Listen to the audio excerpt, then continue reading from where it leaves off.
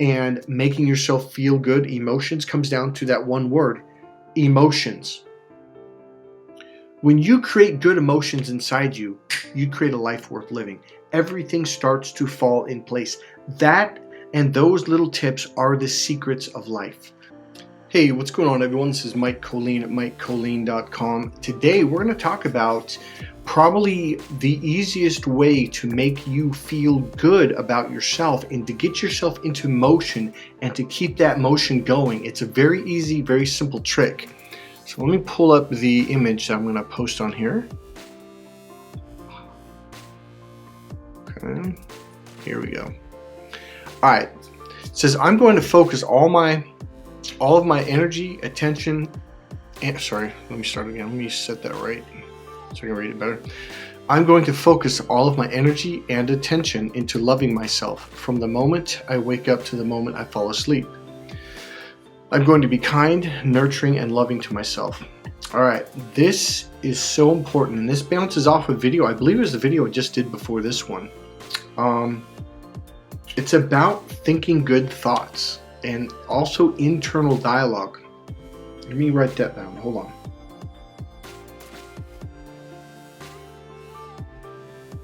All right. So this room, okay, I'm just gonna go from the top. So let me write down this part too. Okay. All right, so this little cute little, meme or whatever it's called, this little image, it may not seem powerful, but that's only because you probably don't quite understand it, okay? Let me make one more adjustment so I can do this better. All right, here's the deal. The minute I saw that, I thought, man, that's one of the things that I do to keep myself going. But it's not a challenge. It's not like, oh, it's this battle. See, if you're battling and you're just trying, it's like you're fighting yourself to be happy versus this conflict inside. It's because there's a couple little strategies that I learned that make things really easy. Now, when I first learned this, I thought, oh, that's bullshit, because I was always about everything is tough. I benched 365. I've got a deadlifted 605 pounds. I was just this real strong dude, and everything had to be hard, boxing and kickboxing. But man, did that make my life hard. It was like, I took that strategy that worked really well in sports and applied it to dealing with people, life, homework, school, everything, and it basically beat me down. So I'm going to cut to the chase. If you wake up every day, and okay, for example, I'll give you a real life example. So yesterday I went to go for a walk, but I was not really feeling good. So I thought, well, I'm going to take a little nap, kind of, because I ate too much. And I'm going to kind of let it digest a little bit and then go. And well, I made myself go over there and I started walking. I was exhausted. Man, something. Oh, Mercury's in retrograde, by the way. That might have been it, because I was not feeling it. And I just said, you know what? You've got to do something. So I made myself do deep breathing. That's what I do. So I just made myself walk for about about a half a mile. And then I try to do some sprints on this grass, very nice grassy area. It's by the water, by the ocean, by the way. And I couldn't do it. I'm like, man, something is wrong. I thought, you know what?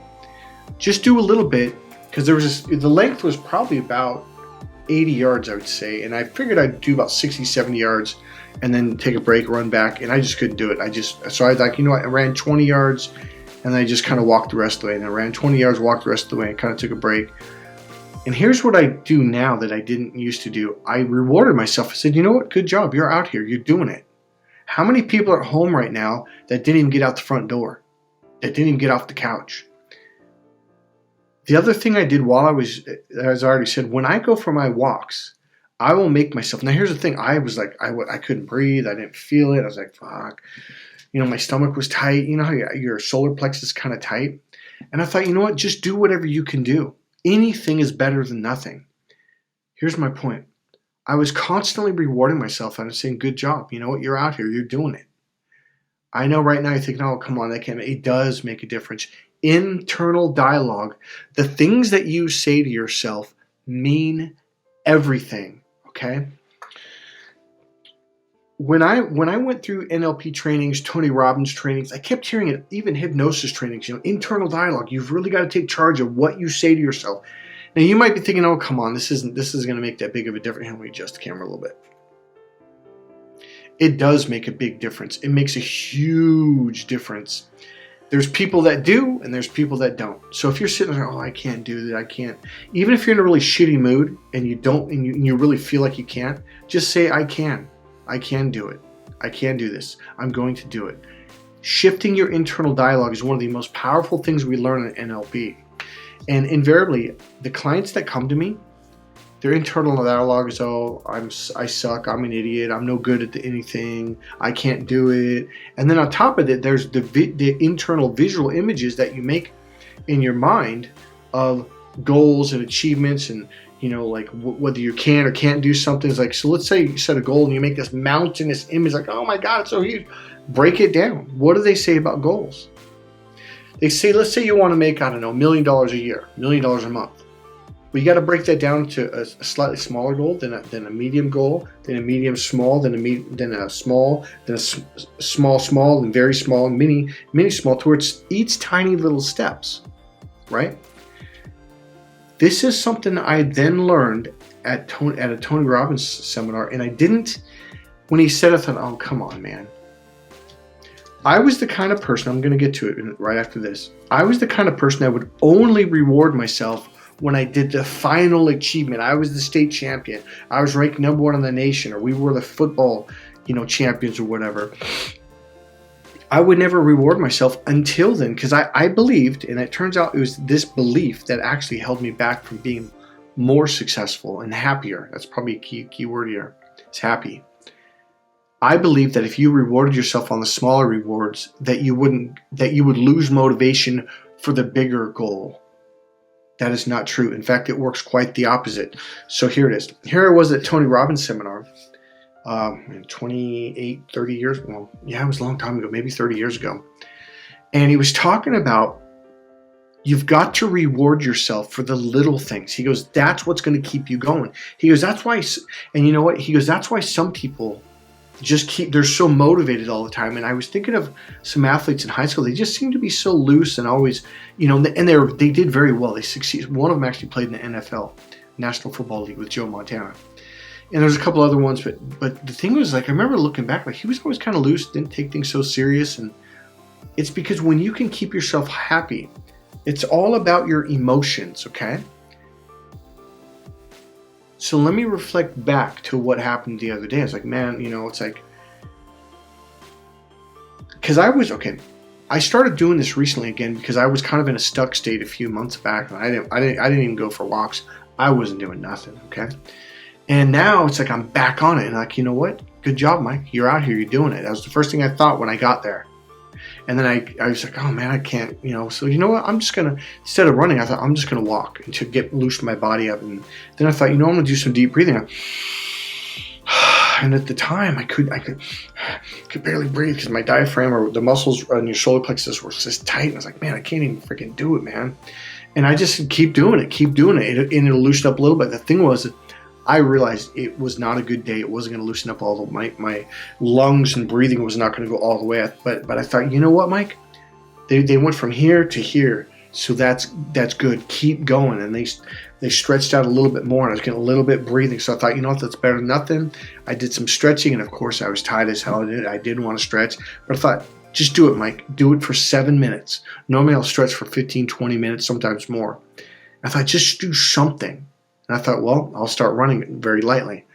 And I kept rewarding myself for every step of the way. Now, that may seem like a very little thing, like, oh, that's not going to work. Well, let me tell you something I learned. This was many years after going to all these different seminars for over a decade. And I finally applied it when I was taking a client. So you guys know I specialize in what I call cracked female code, communication between men and women, dating, relationship coaching, right? Well, I was coaching a client he was single, and he was, I don't want to be single, which obviously most people don't, except for now. I think a lot of people want to be single. And so we went to a club in the city called the Matrix in San Francisco. And I coached him for about a week, and we were going in there. I think it was our first or second time. And I was bombing. But the thing was, he was so focused on it. Like, here's what you got to do. When you approach a woman, give her some space, let her breathe, don't talk too fast. You know, just some very basic stuff. And here's the thing.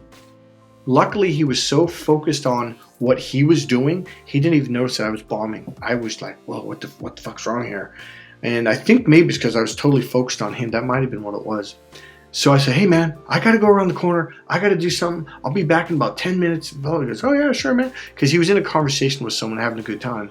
So I went up the street about 2 blocks, maybe 3, and I went over 2 or 3 blocks, and there was this church there. And it was a Christian type of church, but I think it was one that I personally have never gone to. I don't mean just that church, but this type of church. Because it had like statues of like these monks. I think it was Episcopalian church. And so I just, like, luckily where it was at, there was these big bushes, and you walk this little walkway around, went around this corner up these little steps. And I sat there and I just prayed and prayed because I was like, man, if my client sees that I'm bombing, he's going to think that I'm full of shit. So I prayed and I prayed and I said, oh God, and I remember looking at the monk and I just reached up and touched his feet and said, oh, please, if you could just, this one time, I know I don't go to this church. And then what I did was I just totally visualized women talking to me, approaching me, okay? And the minute I walked by the big plate glass windows, everyone started looking at me, right? I visualized this to the point where it's like, it sunk in. It's like, oh, I'm there. And I felt it. So I walked back and I was so confident. And then right when I started walking by the windows, when everyone started looking at me, and they ching, ching, ching, ching, I was like, whoa. Then I said, you know what? I'm going to do internal dialogue. And I started saying real positive things to myself. Yeah, she wants me. She likes me. And I walked in. And bam, right when I walked in, a girl reached out and grabbed me. Then another one grabbed me. And everyone wanted to talk to me. I kind of, yeah, whatever. And I walked up. So it was a really superb night. Now, here's my point. It's not, really wasn't about dating. Here's what it was about. That was the first time in my life when I finally understood your internal images that you make in your mind. Your internal dialogue, absolutely, beyond a shadow of a doubt, 100% affects your reality. It affects your life. It affects your body language. It affects the way you look at people, your tone, your body movement, everything. It somehow magnetically creates reality coming to you in the way that you visualize it and the way that you say it. That's what this is all about. Number one, internal dialogue and the images you make inside, so internal images. Number two, you have got to become the master of making yourself feel good, because it's your emotions, how you feel, that creates your life and the interactions you have with people, whether it's answering the phone, making a phone call, talking to someone in person, just being at the grocery store. That one person that you never would have met, never would have walked up to you if you didn't get yourself in a good mood. I'm going to take it down to one word. All 3 of these things that I talked about, internal dialogue, internal images, and making yourself feel good, emotions, comes down to that one word, emotions. When you create good emotions inside you, you create a life worth living. Everything starts to fall in place. That and those little tips are the secrets of life. I'll see you guys in the next video. God bless you. Right now is harvest time. We are literally in the Northern Hemisphere. We are in harvest time. Right now is the time to get after it. Go after, set goals, break them down to smaller goals, and start taking action. See you guys in the next video. Bye.